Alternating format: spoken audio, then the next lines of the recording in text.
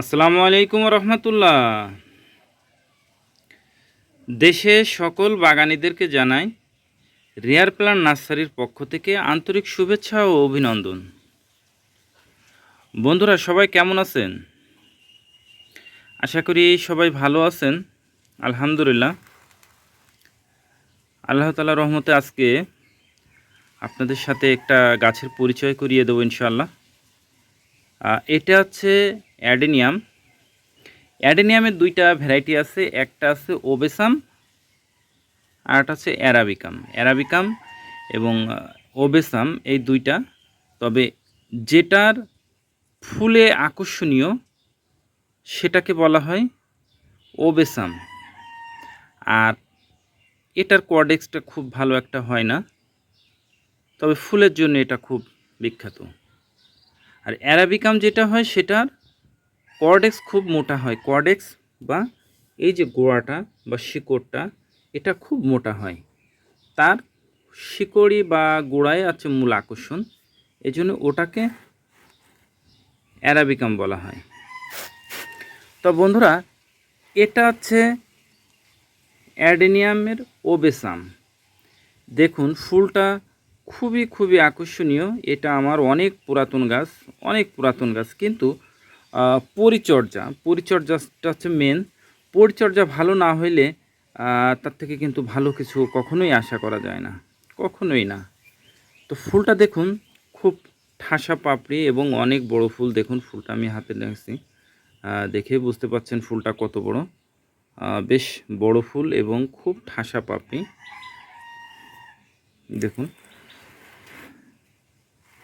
এবং গাছের কোয়াডেক্সটা বা গোড়াটা দেখলে বুঝতে পারছেন আপনারা গাছটা কেমন মোটা।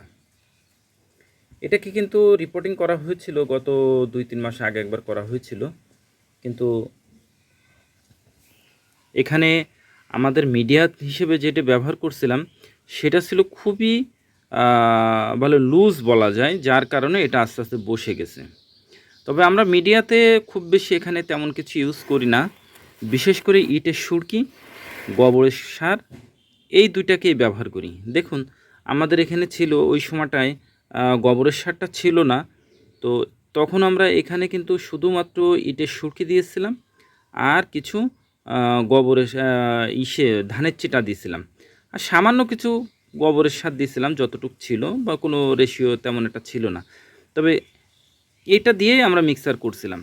করার পরে দেখুন এবার তাতে ফুল আসছে মাশাল্লাহ, এবং ডালগুলো সব ছেটে দিয়েছিলাম। ছেটে দেওয়ার পরে অ্যাডেনিয়ামের বা ওবেসামের ফুল পাওয়ার মূল আছে তার খাবার, দ্বিতীয় হচ্ছে তার প্রুনিং করলে কিন্তু গাছে প্রচুর ফুল আসে। দেখুন এখানে 3টা ডাল ছিল, 3টা ডাল কেটে দেওয়া হচ্ছে, প্রত্যেকটা ডালে 2টা করে আসছে, কোয়াশ আসছে। দেখুন একটা ডালে আসছে ফুল আসছে, এই একটা ডালে আরেকটা আসতেছে, একটা ডালে 2টা, আবার এই ডালে 2টা, এই ডালে 3টা আসছে। দেখুন এই 3টা ডাল, এটা কিন্তু প্রুনিংয়ের কারণে আসছে। এটাকে যদি আমি আবার প্রুনিং করে দিই, কিন্তু আবার এতে আবার অনেক আরও ডাল বের হবে, ফলে কিন্তু তার ফুলও কিন্তু প্রচুর পরিমাণে ফুল আসবে। তো বন্ধুরা, মিডিয়াতে যাই দিন না কেন, শর্ত একটাই, পানি যেন বেঁধে না থাকে। অ্যাডেনিয়াম কিন্তু পানি পছন্দ করে, কিন্তু পানি জমে থাকা পছন্দ করে না, তাহলে কিন্তু গাছ নষ্ট হয়ে যাবে। অ্যাডেনিয়াম পানি পছন্দ করে কিন্তু জমে থাকা পছন্দ করে না। তবে অ্যাডেনিয়াম সবসময় একটু কম পানি দিলে ভালো হয়, এটা গাছের জন্য খুব ভালো। এবং অ্যাডেনিয়ামের সবচেয়ে মারা যাওয়ার যে বা পচে যাওয়ার মূল যে কারণ, সেটা আছে ড্রেনেজ ব্যবস্থা। অবশ্যই তার ড্রেনেজ ব্যবস্থা ভালো থাকতে হবে। দেখুন বন্ধুরা, আমাদের এই যে গাছটা দেখছেন, এটা কিন্তু পুরো সফট ছিল, দেখেন একেবারে লুজ মাটিটা। দেখুন এটা কিন্তু ফুল ভর্তি ছিল, আস্তে আস্তে বসে কিন্তু ওই পর্যন্ত গেছে, তারপরেও কিন্তু গাছটা কিচ্ছু হয়নি, এখনও টিকে আছে, কোনো সমস্যা হয়নি। এটার মূল কারণ হচ্ছে ড্রেনেজ ব্যবস্থা। দেখুন বন্ধুরা, আমরা কিন্তু প্রত্যেকটা একসময় মাটির যে পটগুলো ছিল, পটগুলোতে দেখা যেত যে সাইডে ছিদ্র করা, কিন্তু বর্তমানে আমরা যে অনলাইনে যেসব পটগুলো কিনি বা করি, বা বর্তমানে প্লাস্টিকের যে পটগুলো আছে, এর সাইডে কিন্তু কোনো ছিদ্র নাই, সব নিচে ছিদ্র। কিন্তু একটা গাছে যে নিচে যে ছিদ্রটা, ওই ছিদ্রটাই দেখুন এটা ফ্লোরের পরে আছে, কোনো কারণে ছিদ্রটা বন্ধ হয়ে গেল, তখন কিন্তু ওই জায়গায় পানিটা জমে থাকবে, এবং রুটগুলো যখনই যাবে পচা শুরু করবে এবং ওখান থেকে আস্তে আস্তে গাছটাকে পুরো ড্যামেজ হয়ে যায়। এই জন্য অবশ্যই অবশ্যই অবশ্যই গাছের সাইডে অবশ্যই ছিদ্র রাখবেন, পটের সাইডে অবশ্যই ছিদ্র রাখবেন, যতদূর সম্ভব ছিদ্র রাখবেন। দেখুন আমাদের এই যে ছিদ্রগুলো করা রয়েছে প্রত্যেকটা গাছের পটে কিন্তু ছিদ্র করা আছে, সাইডে ছিদ্র করা আছে, এমনকি নিচেও কিন্তু ছিদ্র করা আছে। তো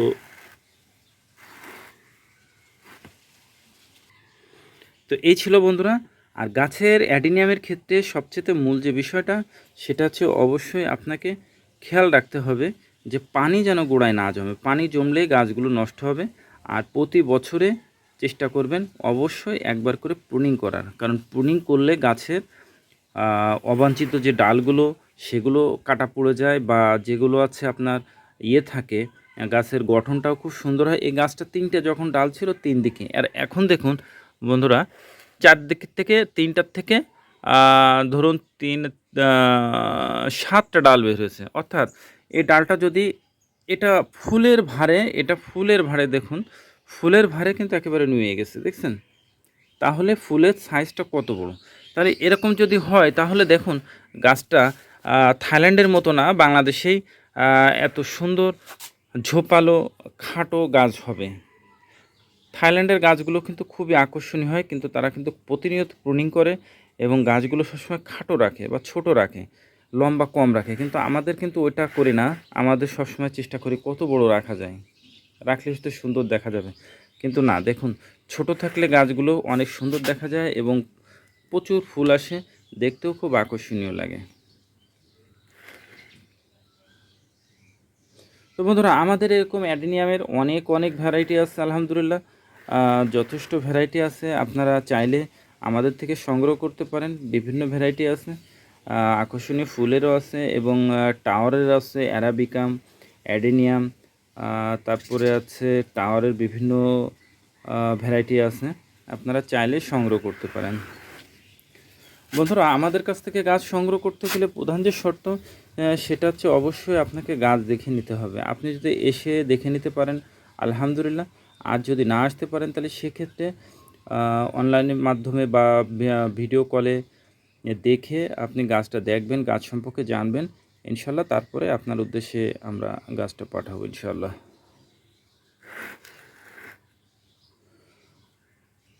তো বন্ধুরা যারা আমাদের পেজে নতুন আছেন তারা পেজটিকে ফলো দিয়ে রাখবেন, কারণ আমাদের পেজে যা কিছু আপলোড করি না কেন সেটা কিন্তু আমাদের গাছ সম্পর্কিত। এবং আমাদের চ্যানেলে যারা নতুন আছেন তারা অবশ্যই চ্যানেলটিকে সাবস্ক্রাইব করে রাখবেন, কারণ আমাদের চ্যানেলে কিন্তু প্রতিনিয়ত আমরা আমাদের চ্যানেলে কিন্তু গাছ সম্পর্কিত বিভিন্ন তথ্য দিয়ে থাকি।